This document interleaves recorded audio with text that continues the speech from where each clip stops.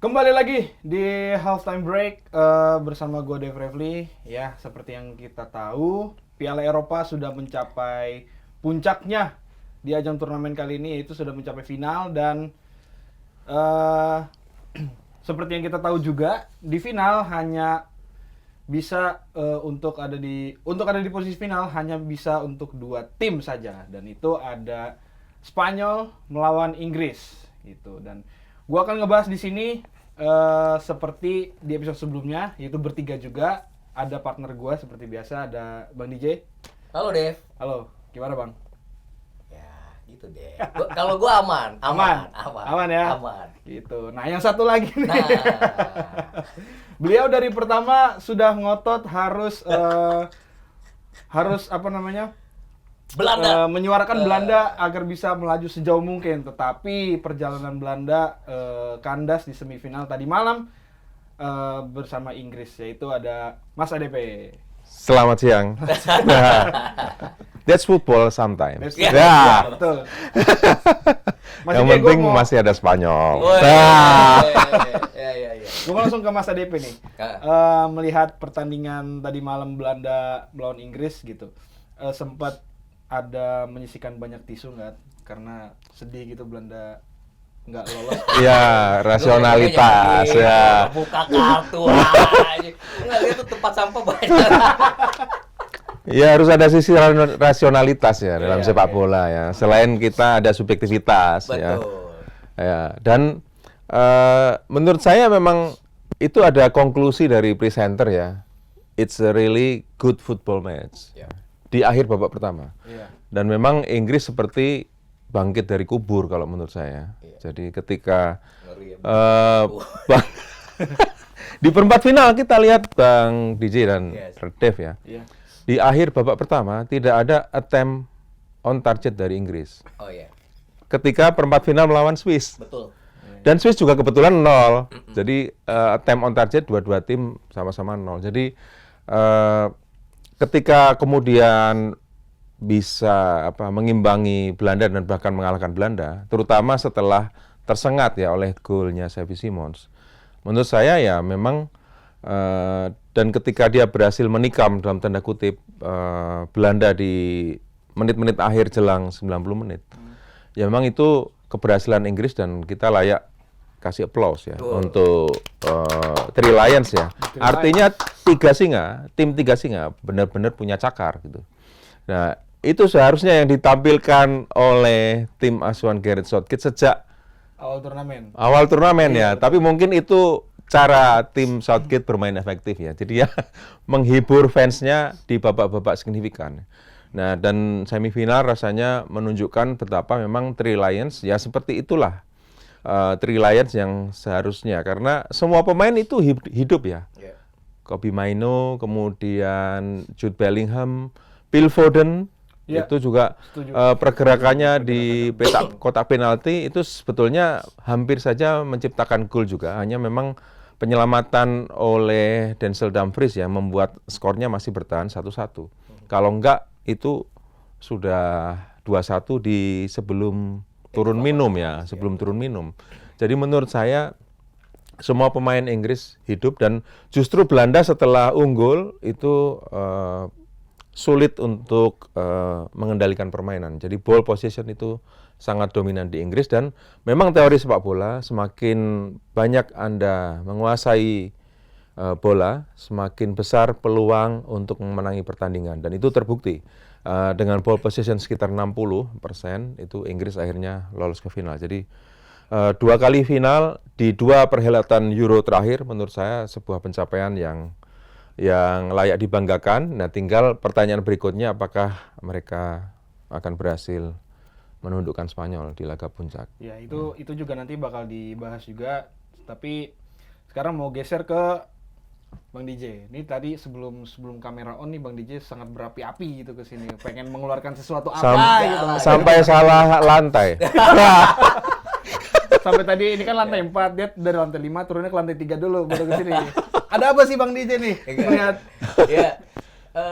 Ini kita bahas mungkin 2 laga semifinal ya, Dev ya. Iya. Ya, mungkin sahabat Kompas kita sama-sama terhibur lah dengan 2 semifinal. Tapi gue mau kasih highlight ini ya, lepas dari hasil akhirnya, Iya. kalau sahabat Kompas nonton episode yang sebelumnya, sebenarnya gue selalu sama Mas ADP ya, dan tim produksi yang potong reelsnya kita itu. Oke. Ada satu reels Mas ADP ngomong gini, kan waktu itu kita tanya 90 menit atau enggak, tapi dia waktu itu bilang Extra time. extra. Iya. Tapi bukan extra time, pentingnya adalah penting bagi tim yang kebobolan lebih dulu untuk segera menyamakan kedudukan. Nah. Kalau teman-teman buka reelsnya itu dan itu terbukti. Dan itu terbukti dua-duanya ya. Dua-duanya, ya kan? Jadi mungkin memang harus buka CV Cenayang gitu. Enggak, karena faktanya ini ada cocok loginya nih, Dev, Mas Oke. ADP. Dua laga semifinal itu berakhir dengan skor identik 2-1. 2-1, dua-duanya 2-1. Selalu ada gol cepat di bawah 10 menit. Oke. Laga Prancis dan Spanyol ada gol di menit ke-9. Iya. Kemudian laga Inggris menghadapi Belanda ada gol di menit ke-7. Iya. Menariknya, kedua tim yang mencetak gol lebih dulu di dua semifinal itu kena comeback, Iya. ya kan? Dan cocok logi gilanya, siapa yang cetak gol ke gawang Spanyol? Kolomuani. Kemarin Belanda, Xavi Simon. lo tau dua-duanya main buat tim mana? PSG. PSG. Ya Paris kan? Saint-Germain. Dan sama Ya. nih cocok loginya nih, dua tim yang tersingkir di semifinal itu adalah dua tim yang berada dalam jalur yang dikalahkan Argentina untuk menjadi kampiun juara dunia tahun 2022. Betul. Iya. Belanda kalah, Perancis kalah dengan cara yang sama, adu Adu penalti. penalti. Jadi gua nggak tahu ya, nih kita nggak janjian lu pakai baju Argentina, tapi gua rasa ya ini cocok logi ya. Iya. Tapi tadi gua mau ngobrol sedikit ya, nanti mungkin kita satu-satu Perancis Spanyol, tapi Belanda Inggris kan tadi Belanda Inggris. Ada hal yang gue sepakat sama Mas ADP. Mungkin dari 6 pertandingan yang sudah dilakoni oleh pasukan Gareth Southgate di Euro 2024, laga kemarin adalah laga yang menurut gua menampilkan sisi beringasnya The Three Lions. Setuju. Dan itu menurut gua sebenarnya distimulus dengan gol cepatnya Xavi Simons, ya kan? Dan Mas ADP kan ngomong, kalau lu udah kebobolan lo segera nyamain. Dan itu kayaknya walaupun itu tuh centang satu, Mas, mungkin di antara ini ada yang ngubungin lagi.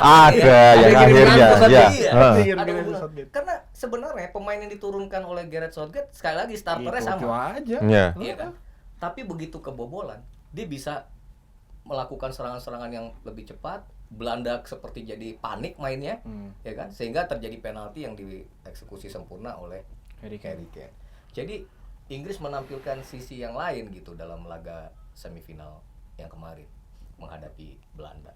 Jadi waktu 1-1, ya gue pikir interval pertama 1-1 ini akan seru nih, ya kan? Tapi ya sekali lagi Gareth Southgate. Siapa yang nyangka? Gue rasa Mas ADP lu nggak ada yang nyangka kalau yang menggantikan Harry Kane itu juga ngerti kenapa Harry Kane tidak pernah bermain Full tuntas, bukan full 90 menit. Kalau waktu lawan Slovakia dia main 1 menit extra time. Iya, Dia tidak pernah menuntaskan laga. Udah tuh yang ganti, gue pikir kan Ivan Toney. Tiba-tiba lu masukin Oli Watkins. Iya. Iya dah. Dan menit dia masuk itu menit 81. Dia masuk Oli Watkins bersama Cole Palmer. Cole Palmer, ya. Dan umpan Cole Palmer ke kotak penalti. Iya. Kemudian berbalik badan yang tidak diantisipasi oleh Fly. Itu membuat gol. Ya menurut gue sih sebenarnya udah menjatuhkan mental Belanda. Itu kalau Belanda Inggris ya. Kalau dari Oke, tapi setuju sama pendapat Mas ADP sama Mas DJ. Cuman kalau aku ngelihatnya lebih spesifiknya Inggris itu bisa brace gitu, tapi hanya satu babak. Maksudku di babak kedua nih, entah kenapa tempo permainan ini agak melambat gitu. Di babak kedua gitu. Apakah emang dari Belandanya yang nunggu Inggris, tapi Inggris nyerangnya jadi nggak seklinikal di babak pertama gitu, atau emang ya udah Inggris nih sama Belanda, aku pun mengiranya kayaknya nih bakal dibawa sampai babak adu, iya, extra time bahkan sampai adu penalti nih. Nah, menurut Mas DJ dulu deh, gimana? Ya, kalau ini ada yang beda antara Belanda Inggris dan laga Prancis Spanyol. Interval pertama selesai, kalau di Munich Spanyol udah unggul 2-1. Sementara kalau di Dortmund ini 1-1. Skor 1-1 ini kan berarti seperti kayak mulai dari start ya. Dan mengevaluasi cara main, kemudian juga harus ngatur tempo, nafas dan segala macam. Karena itu tadi laga bisa jadi panjang. ya kan? Oke. Walaupun itu tadi sebenarnya gua waktu itu bertanya sih tadi malam tuh waktu nonton, "Gila, lu ganti Harry Kane di 80 apa dia cedera atau apa gitu kan?" Mm-mm. Cole Palmer itu waktu lawan Swiss itu main di menit 70 atau 60, 70-an lah kalau nggak salah. Iya. 80 kan 10 menit terakhir ya. Ya gue nggak tahu 10 menit tuh bisa apa gitu, tapi faktanya kill the game golnya seperti itu. Jadi sementara Belanda ya tadi yang Mas ADP bilang, jadi kayak yang tadinya dia pede barangkali jadi lebih berhati-hati ya kan. Dan Oke. benar kan, gol yang mencabik hati mereka tuh justru di ujung. Kalau udah di ujung itu kan Susah. Iya, susah. susah. Seperti hati Mas ADP sekali. Gimana Mas ADP ngelihat babak kedua semalam sih terutama itu? Iya, rasanya memang ada skenario dari Gareth Southgate untuk menyiapkan laga hingga extra time. Sehingga memang beberapa pemain yang darah-darah segar itu dia masukkan tadi di 10 menit terakhir sebelum 90 menit. Tapi tetap ada permintaan juga dari Southgate, kalau bisa tanpa extra time lakukan itu. Sehingga memang umpan yang menohok itu dan kemudian diselesaikan dengan baik oleh Watkins itu yang menikam Belanda ya. Dan memang rasanya Belanda juga menyiapkan laga itu sampai di extra time rasanya ya. Sehingga memang serangan-serangannya memang terlihat landai ya. Belanda saya lihat dan rasanya juga tidak optimal di babak kedua. Jadi rasanya filosofi bahwa kalau belum selesai 90 menit maka jangan lega jika sudah unggul itu memang perlu makin dicermati dan diperhatikan oleh semua tim, terutama untuk dua tim yang akan berlaga di final nanti, Spanyol dan Inggris. Jadi jangan dulu berlega hati meski sudah unggul. Kalau itu laga belum berakhir dan peluit wasit belum ditiup untuk berakhirnya sebuah laga. Tapi Mas DP, gue pengen tanya dari point of view lu tuh sebenarnya apa yang salah gitu dengan Belanda di laga kemarin lawan Inggris gitu? Apa emang benar-benar karena ya udahlah itu emang lost goal yang benar-benar nggak nyangka aja atau? Ya rasanya lengah saja ya, bahwa mereka masih ada menit-menit tersisa sebelum 90 menit dan kemudian pertahanannya meskipun kita waktu itu memuji De Vrij yang kebetulan juga pemain Inter yang dipuji Itu Iya. paling enggak apa tuh De Vrij sama Dumfries yang dipuji. Kemarin dua-duanya yang bikin gol Inggris. Yang Dua-duanya. satu penalti, yang satu lengah gitu kan. Iya. Balik gitu. Iya, Mohon jadi maaf lahir batin. lini pertahanan Belanda yang kemarin juga kita ulas dan tone-nya positif itu ternyata juga bisa kebobolan ya. Artinya ada Van Dijk di situ, ada Dumfries, ada De Vrij. Tapi juga memang kualitas itu bukan segalanya dan dia memang harus, karena sepak bola itu juga perlu endurance ya, daya tahan, kesiagaan dan sebagainya. Dan mereka rata-rata main 90 menit ya kalau nggak salah ya, mereka 90 menit sehingga memang itu juga perlu pemikiran terkait rotasi. Itu juga yang membuat mungkin Harry Kane tidak full gitu. Itu mungkin juga untuk endurance karena masih Inggris lolos, masih ada satu laga lagi. Sehingga memang kebugaran pemain ya. Mereka kan sudah banyak main di liga. Setahun itu banyak Dan pertandingan ya. liga tuntutan klub itu lebih demanding ya, lebih menuntut secara profesional, gelar dan sebagainya karena mereka digaji klub gitu. Nah, kemudian harus ada tenaga yang harus didedikasikan juga untuk Piala Eropa sehingga memang rotasi pemain itu juga menjadi kunci dan menurut saya Southgate kali ini lebih jeli dengan menarik Harry Kane mungkin 10 menit sebelum laga normal dan kemudian terbukti penggantian pemain oleh Watkins dan kemudian Cole Palmer itu mujarab ya. Jadi itu feeling pelatih juga menurut saya. Feeling pelatih siapa pemain pengganti yang bisa membuat perubahan. Tapi gue mau nanya nih, sebelum laga semifinal ada komunikasi sama Ronald Koeman nggak Mas soal harus menyerang dan sangat ingin menang? Gue pengen tahu juga nih ya kan. Saya berlaku Centang satu sama Southgate masih centang satu. Saya berlaku adil untuk Koeman dan Southgate ya. Karena kenapa? Jangan bikin fans Anda ngantuk ya untuk nonton. Tapi kemarin nggak ngantuk ya? Nggak ngantuk. Kemarin nggak ngantuk ya? Bener-bener entertaining kalau menurut saya. Pakai kita ngobrol semangat enak nih kan? Iya. Iya makanya tadi Mas ADP udah nyinggung soal final Spanyol versus Inggris. Tapi sebelum ke sana pengen nyinggung Spanyol versus Prancis dulu nih. Iya. Kalau kan tadi Mas DJ udah bilang juga kalau misalnya ini tuh semifinal yang memiliki kemiripan dari sisi skor, dari sisi cetak gol dan dan lain-lain yang sudah disebutin sama Mas DJ tadi. Tapi melihat apa yang ditampilkan oleh Prancis itu kan maksudnya kalau aku ngeliat Prancis nih nggak banyak bikin peluang satu. Terus juga kayaknya aku juga sebelumnya udah nyinggung nih kalau misalkan Mbappe nih di edisi Piala Eropa nih dia entah ada apa tapi dia menurun gitu. Nah kalau aku pengen dari Bang DJ dulu ngeliatnya gimana kalau Prancis nih? Gini, Kalau buat gue laga Prancis Spanyol kemarin, sebenarnya gue kita harus fair lah, memberikan apresiasi. Akhirnya kita bisa melihat Prancis cetak gol yang benar. Cetak gol yang benar tuh maksudnya dari open play. Ya kan? Kylian Mbappe kasih umpan, eksekusi sundulan oleh Colomani. Dan itu golnya cepat. Tapi sebenarnya gue tuh mempertanyakan squad yang diturunkan di awal. Menurunkan Rabiot, Kante dan Tchouaméni itu sebagai starter, buat gue ini gaya pragmatis Deschamps yang gue pertanyakan. Secara bertahan mungkin lebih oke, tapi kalau dengan style begini kok nggak kelihatan pengen nyerang. Ini menurut gue ya, menurut gue.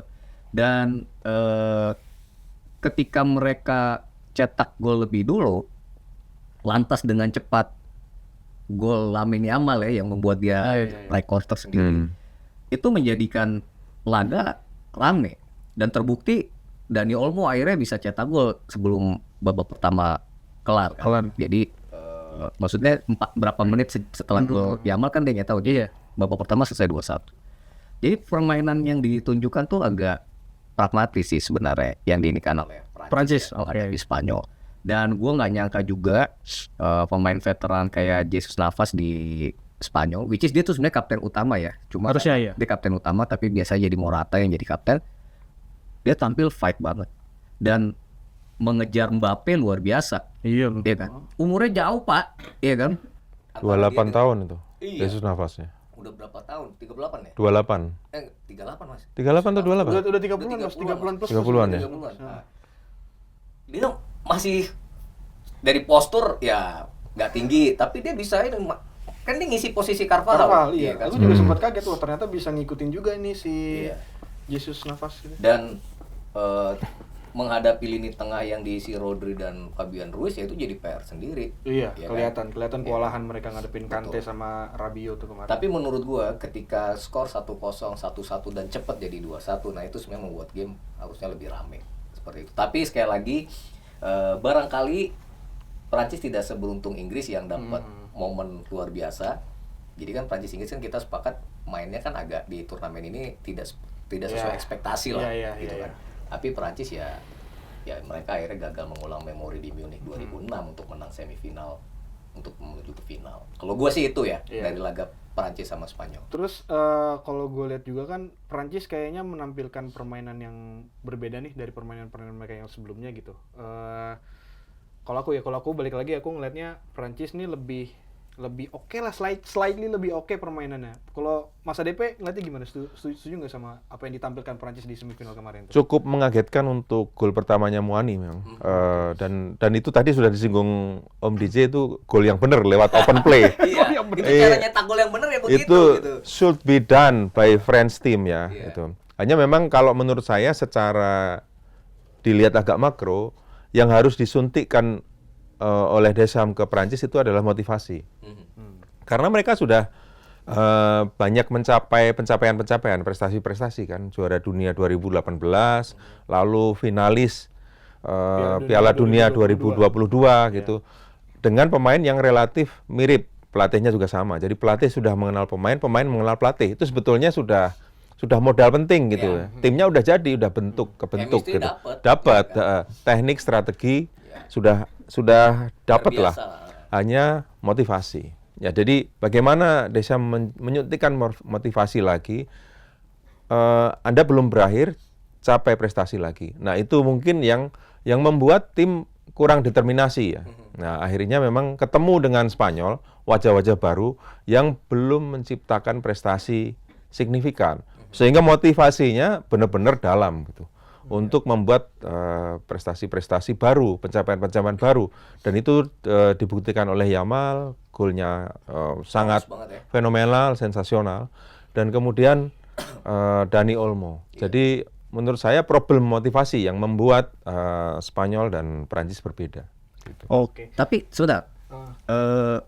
Yang menarik itu yang waktu Mas ADP ngomong di sebelumnya ya. Spanyol itu ya itu tadi, dia ketinggalan tapi nggak panik. Ya kan? Ya. Penting itu buat tim nggak panik dan asal nyerang gitu kan. Iya. Ya kan? Ya. Nggak panik dan bahkan mereka dapat 2 gol gitu kan. 2 gol yang itu punya catatan masing-masing kan. Lamine Yamal jadi pemain termuda yang mencetak gol, ya kan?